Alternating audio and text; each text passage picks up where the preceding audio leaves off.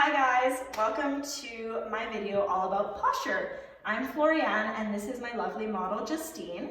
So we're going to start off today defining what is good posture, and then we're going to go through a few different dysfunctions in posture after that. So Justine is going to show us her perfect posture, so she's going to stand to the side, and basically as we can see, her ear is sitting directly above her shoulder, her elbow and her wrist, and then her hips, knees, and ankles are all aligned as well. So if I was to draw a line straight through the middle of her body, all the points would basically connect there. So that means that all of her joints are in the proper position, everything's working nice and healthily, and she doesn't have any limitations in her mobility or her flexibility. So that's what the perfect posture looks like. Next, we're going to go into the different dysfunctions that you may be struggling with. So the first thing that we're going to look at is kyphosis, or rounding of the upper back, if you want to demonstrate. So as you can see, Justine's head is sitting very forward from the midline of her body, so she probably suffers from stiff neck as well as headaches. And we also have a rounding of that upper back, and you can see her shoulders are kind of rolling forward, causing her hands to kind of sit in front of her body. So that tells us that her upper back is probably a little bit weak, and her upper pec muscles are kind of pulling everything towards the front of her body, causing that internal shoulder rotation. If you are someone who has this kind of posture, what I would recommend for you would be to first of all stretch those upper pectoral muscles. But then the really big important thing is that you want to practice scapular retraction. So Justine is going to demonstrate for us what that looks like. So it's basically tucking your shoulder blades down and back into your back pocket, so to speak. A few of the muscles that are a big part of that scapular retraction are going to be your pec minor, your lats, and then your middle trap as well. Strengthening these muscle groups is really going to be beneficial to kind of rectify that postural issue. So a really great exercise is the face pull as demonstrated here. What we really want to focus on is to correct that internal rotation of the shoulder. This move is going to externally rotate the shoulder to kind of balance out that issue. So what we're doing here is we're focusing really well on that scapular retraction, how we just spoke about, and then we're really strengthening that mid-upper back, or your trap 2, to kind of help squeeze everything together and kind of straighten out that curve in your back. All right, so the next move we're going to demonstrate to really focus in on the lats, and again, we're practicing that scapular retraction, is going to be a bent over dumbbell row. So Justine's going to start off by letting her arm hang directly below her shoulder, and then as she scoops the weight back towards her hip, that shoulder blade is going to kind of tuck back into its proper position, and we're really going to activate the lats with this. And she's doing a nice long hold at the top of each rep, as well as making sure her spine is neutral throughout the whole movement, as she's so perfectly demonstrated. All right, so as you're strengthening your upper back and working to kind of rectify that kyphosis in your back, what you also want to make sure you're doing is stretching out your upper chest, which is what's kind of pulling everything inwards, right? So what we're going to do is demonstrate an awesome pec stretch. So Justine's going to put her arm up against the wall in a 90-degree angle, and we're going to actually tilt the elbow up even just a little more to get that upper half of the pec. And then she's going to slowly push her body in towards the wall and stretch all those upper pec fibers. And she can pulse in and out of the stretch gently for up to a minute, or just do a static stretch, whatever feels best. So hopefully those few exercises will help you to correct your kyphosis, but if you have any further questions, feel free to comment or send me a personal message. So the next issue that we're going to look at posture-wise is going to be a lumbar lordosis, or an anterior pelvic tilt. So Justine's going to show that to us right now. So lumbar lordosis is a very typical problem, especially in women. You can see that it's characterized by kind of like that permanent booty pop that Justine has going on. Although it looks great for Instagram pictures, it's not great for real life. And it's typically characterized by a longer hamstring as well as a weaker glute, really tight lower back muscles, and also possibly some weak lower abdominals. So come on down and take a look. All right, so the first move that we're going to demonstrate to correct your lumbar lordosis is going to be a glute bridge. So this is going to help to bring strength into your glutes as well as into your hamstrings a little bit, and then your lower core, which is literally everything that we want for this posture issue.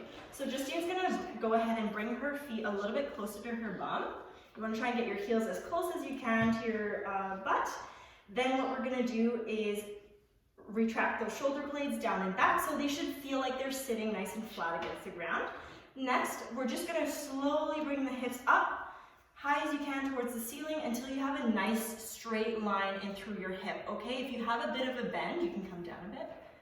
You're not going far enough. So you want full extension of that hip because you really want to recruit all those muscle fibers in through your glutes. So you can hold at the top of that rep and then come back down nice and slow. Another thing I want to point out is you want to keep your weight in your heels. You don't want to be pushing through your toes on this one. Okay, if this is too easy, you can definitely add more weights with a dumbbell or even a larger barbell. So this next move is really going to target your overall core with an emphasis on your lower core. So what we're going to do is you can start off by placing your palms underneath your bum to kind of give yourself a posterior tilt almost. So you basically want to make sure your hips are not poking out like they typically do if you have lumbar lordosis, but you want to have that nice neutral spine where your lower back is actually touching the floor for this. Then what you're going to do is zip your legs together and you're going to bring them up. So far as you can, you're going to hold for 1 second. You want to feel a really strong squeeze in your abs. And then really nice and slow, you're going to bring those legs down as far as you comfortably can without lifting your back off the ground. And this is really, really crucial. And go again. And perfect. She has some great control. Her back is not lifting. This is exactly how you would want this exercise to look. And this last pose to help with your lumbar lordosis is going to be the child's pose. You've probably seen this in yoga or just around the gym. Basically, it's a really great pose to stretch out your hips as well as your lower back, which is really going to be the muscles that need the most love and attention if you have that problem. So Justine's going to come up on her knees. She's going to spread her knees apart so that they kind of come out to either side of her mat.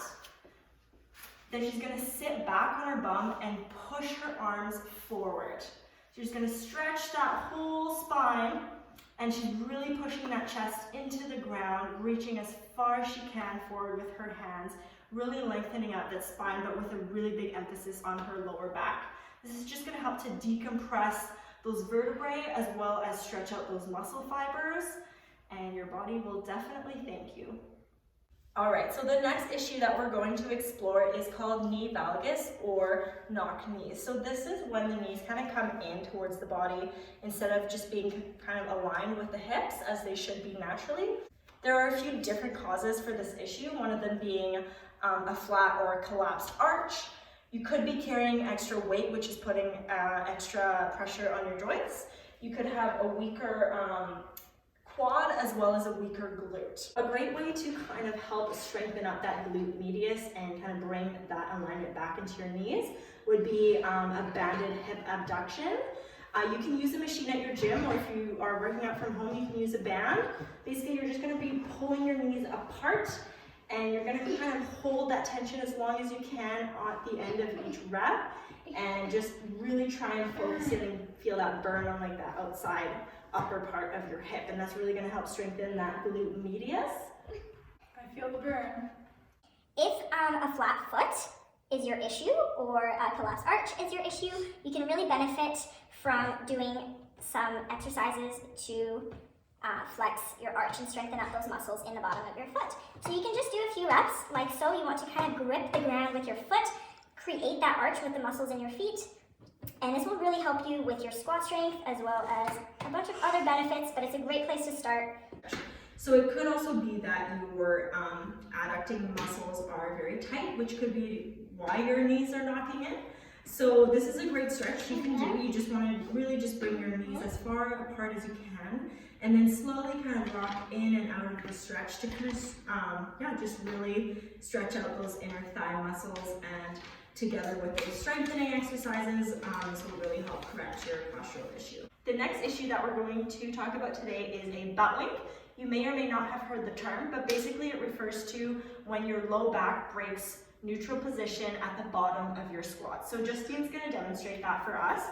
So as you can see, her back stays straight until just above 90, and then her bum starts to kind of shift down, and you can see her spine is no longer neutral. So typically this issue is caused by a shorter hamstring, but it could also be due to the fact of having T-spine mobility issues or even a back weakness or a combination of all three. So to correct butt wink, it's not too much a strength issue, but more of a mobility issue. So I would strongly recommend doing some hamstring lengthening stretches, which I will show in a different video, and also strengthening up your lower back and doing some good thoracic spine mobility exercises, all of which I will talk about on a different day. Last thing, really quick, I just want to tell you guys about my personal posture transformation. So this is a photo from me in 2009, right after my weight loss. So my posture isn't horrible, but at the same time, it's really not perfect. You can see my head is sitting forward. I have a lumbar lordosis in my lower back. My palms are in front of my body, so really tight pecs there, pulling my shoulders in. And then you can see my posture now is obviously a lot better, almost perfect if I do say so myself. And the funny thing is I never even tried to fix my posture. It just so happened that through using really good form at the gym, my muscles and joints kind of just fixed themselves. So it's just a really cool testimonial basically of how much weightlifting can actually do for your body and your posture. So yeah, that's just my personal little transformation right there for you guys to see. Thank you so much for watching. I hope that you were able to take something from the exercises and stretches that we went through today. If you have any further questions, feel free to comment on this video or send me a private message, and I'd love to help you further. Have a wonderful day. See you. It wasn't filming. Oh my god, I'm so sorry.